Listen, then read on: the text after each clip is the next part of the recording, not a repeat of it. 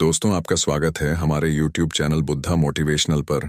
क्रोध हर किसी को आता है। जब भी किसी की बात बुरी लगती है या किसी का व्यवहार पसंद नहीं आता है तो गुस्सा आ जाता है। और एक बार जब यह आता है तो फिर दिमाग से निकलने का नाम नहीं लेता। ऐसे में आप उस घटना को लेकर बैठ जाते हैं, उसके बारे में सोचते रहते हैं। हर समय वही बात दिमाग में घूमती रहती है। आप किसी से कोई भी बात करें, वह घटना बीच में आ जाती है।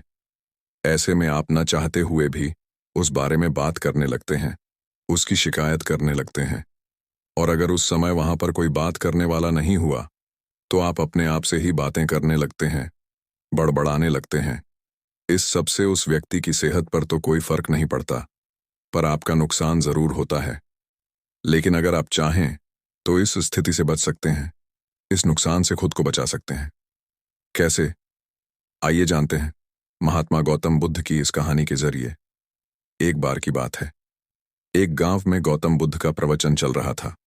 वे कह रहे थे, जब हम क्रोधित होते हैं तो दूसरों को नुकसान पहुंचाने की कोशिश करते हैं, लेकिन उस समय हम इतने आवेशित हो जाते हैं कि हमारी सोचने समझने की ताकत समाप्त हो जाती है। इसलिए क्रोध में हम सही निर्णय नहीं ले पाते और अपना ही नुकसान कर बैठते हैं। बुद्ध की उस सभा में एक गुस्सैल स्वभाव का व्यक्ति भी शामिल था। उसे बात बात पर गुस्सा आ जाता था। आज भी वह अपने परिवार वालों से झगड़ कर आया था और उस समय भी उसके दिमाग में उथल पुथल मची हुई थी। इसीलिए उसे बुद्ध की बातें अच्छी नहीं लग रही थीं।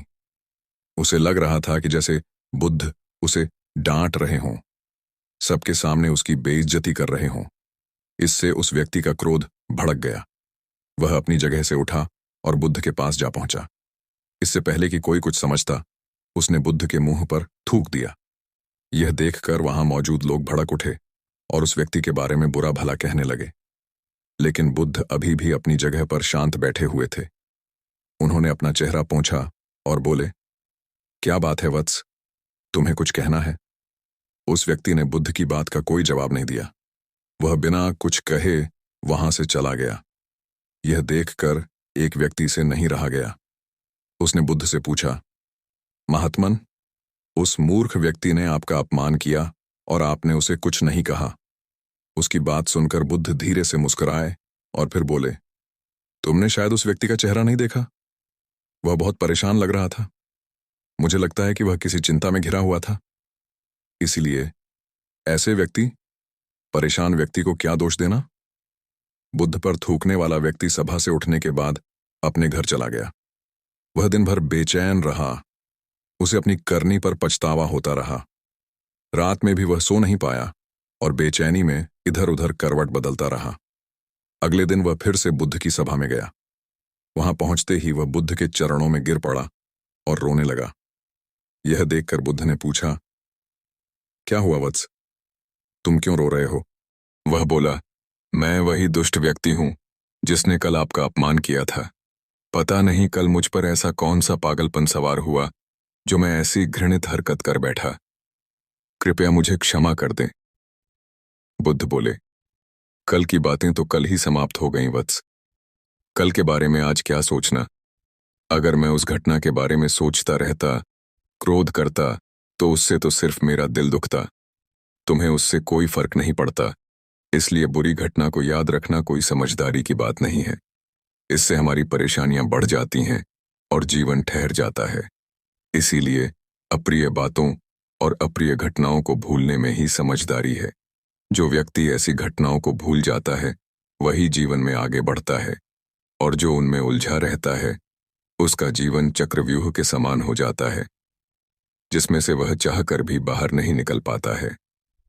दोस्तों, गुस्सा करना बिल्कुल ऐसा होता है कि जहर तो आप पिएं और कामना करें कि मर सामने वाला जाए। इसलिए जब भी कभी आपको गुस्सा आए तो इस बात को ध्यान में रखें कि अगर आप किसी से नाराज होते हैं और रूठकर चुपचाप बैठे जाते हैं तो आप अपना ही नुकसान करते हैं। इससे आपके समय का तो नुकसान होता ही है, आपके शरीर का भी नुकसान होता है। इसलिए अप्रिय बातों और अप्रिय घटनाओं को लेकर बैठना कोई हल नहीं है। बेहतर है कि उन्हें भूलकर आगे बढ़ें।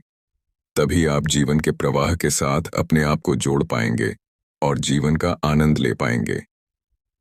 हम में से ज्यादातर लोग यही समझते हैं कि हमारे दुखों का कारण कोई दूसरा व्यक्ति है, और जब हम ऐसा मानते हैं तो हम अपने स्वनियंत्रण की कमी और अक्षमता को अनदेखा कर रहे होते हैं। वास्तव में ये हम पर निर्भर करता है कि हम दूसरों के द्वारा प्रदान की गई नकारात्मकता को स्वीकार करते हैं या नहीं। अगर हम नकारात्मकता को स्वीकार करते हैं तो हम अपने पैरों पर कुल्हाड़ी मारते हैं, और जब हम उसे अस्वीकार कर देते हैं तो घृणा, क्रोध, हिंसा हर किसी से मुक्त हो जाते हैं। दोस्तों, हमें उम्मीद है कि आपको बुद्ध की ये कहानी पसंद आई होगी, तो वीडियो को लाइक करें और चैनल को सब्सक्राइब जरूर करें।